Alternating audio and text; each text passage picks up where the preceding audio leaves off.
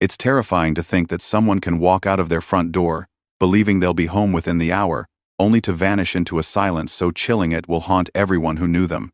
That's exactly what happened to 29-year-old Elena Torres, a woman whose laughter filled every room, who carried dreams far bigger than her small apartment in Austin, Texas. On the night of September 18, 2017, Elena was just steps away from safety. She had pulled into the driveway of her building after a late dinner with friends. Her car engine was still running. Her purse and phone were inside, but Elena herself was gone. And that single moment marked the beginning of a nightmare that no one, her family, her friends, or her community was prepared for. Elena wasn't just another name on a missing persons flyer. She was a daughter, a sister, and a fierce friend. Born and raised in San Antonio, she moved to Austin to work as a graphic designer for a tech startup. People described her as radiant. Her coworkers said she had a way of turning even the most stressful projects into something fun. Her closest friends knew her as fiercely loyal, the kind of person who'd show up on your doorstep at midnight if you were in trouble. That evening, Elena had gone out for tacos and margaritas with two of her girlfriends. It was supposed to be a carefree night, one of those evenings where laughter came easily, where the weight of adult responsibilities lifted, even if just for a few hours. At 10:37 p.m., she texted her roommate, "Be home in 20. Don't lock the chain." That was the last message Elena ever sent. Neighbors later recalled seeing her car pull into the parking lot around 11:00 p.m. The headlights illuminated the narrow row of townhomes before flicking off. One neighbor, a retired woman named Marjorie, claimed she heard what sounded like a brief scuffle, maybe even a muffled cry, but she wasn't sure. It was late, and in apartment complexes, strange noises are just part of the background. By morning, Elena's roommate found the car still idling. The driver's side door was wide open. Her purse was on the passenger seat, untouched. Her phone buzzed with missed calls from friends and family, but there was no Elena. Panic set in immediately. This wasn't like her. Elena didn't vanish. She didn't disappear without a word. Something was wrong, terribly wrong. Her brother, Daniel, arrived within the hour. He later told police, "The moment I saw that car still running, I knew we were in trouble." When police launched their investigation, they found the first 24 hours were filled with more questions than answers. There were no obvious signs of struggle in the car, no fingerprints that shouldn't have been there. Her apartment showed no forced entry. But then came the first chilling clue. Security cameras from a gas station just 2 blocks away captured something unsettling. At 11:14 p.m., only minutes after Elena should have walked through her front door, a dark pickup truck was seen circling the neighborhood. The truck passed her building once, then again, and on the third pass, it slowed just as Elena's headlights blinked off in the driveway. The footage wasn't clear enough to make out a license plate, but it was enough to confirm suspicions. Elena hadn't just walked off. Someone was watching her. Detectives began to piece together her final hours. Friends confirmed she had left the restaurant alone, cheerful, and slightly tipsy but fully alert. She wasn't the type to wander off, and she had no history of disappearing. By day 3, the community rallied. Flyers plastered telephone poles. Volunteers combed the wooded trails nearby. But each day that passed without answers deepened the dread. Then, a fisherman along the Colorado River made a call that would shatter any hope of this being just a disappearance. At 6:42 a.m., police responded to his report. There, half submerged along the muddy banks, lay a woman's shoe. Nearby, tangled in reeds, was a length of rope frayed, waterlogged, and although the body wasn't recovered that morning, investigators knew instantly they were no longer searching for a missing woman. They were hunting a killer.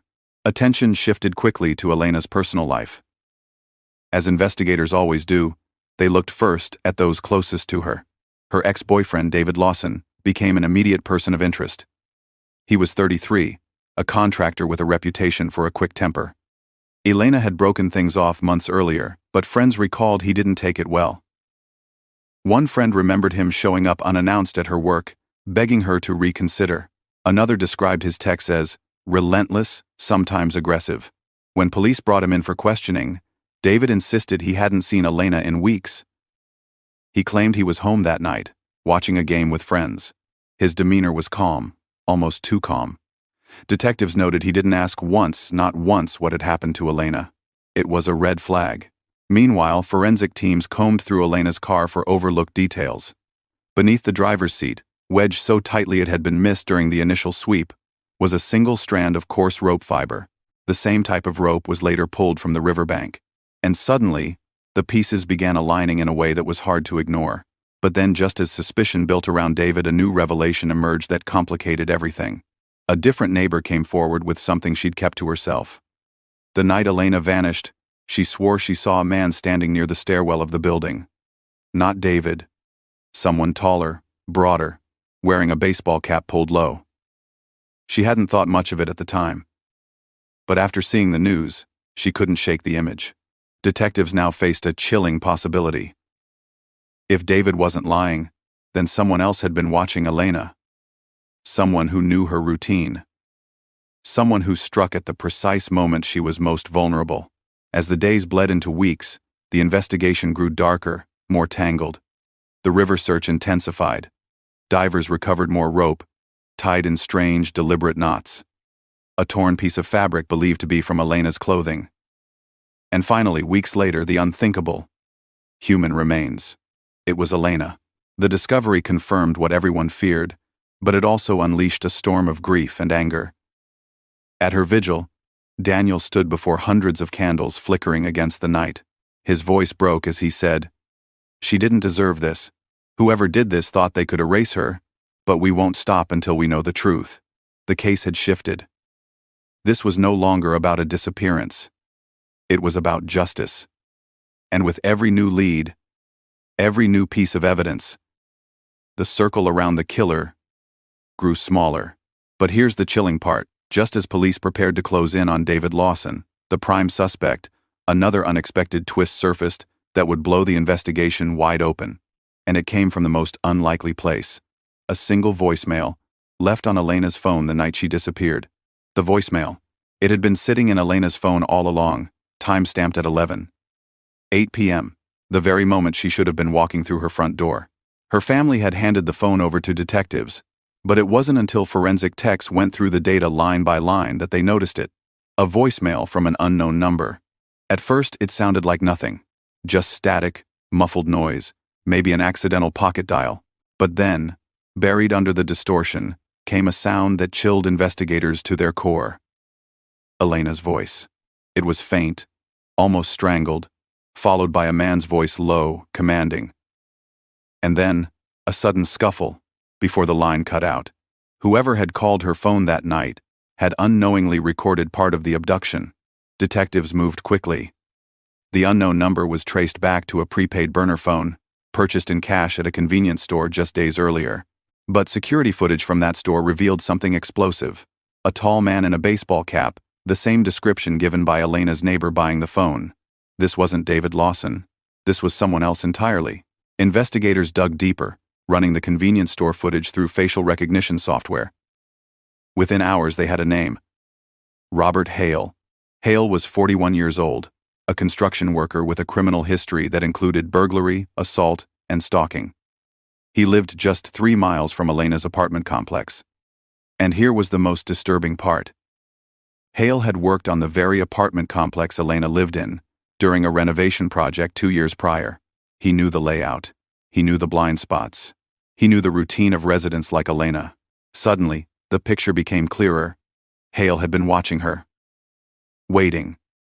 And when the opportunity came, he struck. But the evidence had to be airtight. Detectives began reconstructing his movements that night. Phone tower data placed him near Elena's neighborhood at 11:15 p.m. His truck, a dark pickup, was caught on multiple traffic cameras circling the area. And the final nail. When police searched his property, they found a coil of rope in his shed. The fibers matched exactly with the ones recovered from Elena's car and the river. It was undeniable. Robert Hale had kidnapped and murdered Elena Torres. The arrest came at dawn. SWAT officers stormed Hale's modest one-story home. He barely resisted, muttering only, "You can't prove anything." But the weight of the evidence crushed his arrogance. The trial that followed was nothing short of gripping. The prosecution laid out the story piece by piece. The surveillance footage, The rope fibers, the phone records, and most haunting of all, the voicemail. The jury sat in silence as Elena's final moments echoed through the courtroom. David Lawson, the ex-boyfriend once seen as the prime suspect, was called to testify. His alibi checked out completely, and he broke down on the stand, admitting how much guilt he felt for not protecting her, even though he had nothing to do with the crime. It was a moment of raw humanity, reminding everyone that suspicion can easily cloud the truth. Hale, on the other hand, showed no remorse. Throughout the trial, he stared blankly ahead, occasionally smirking as if daring the room to hate him more.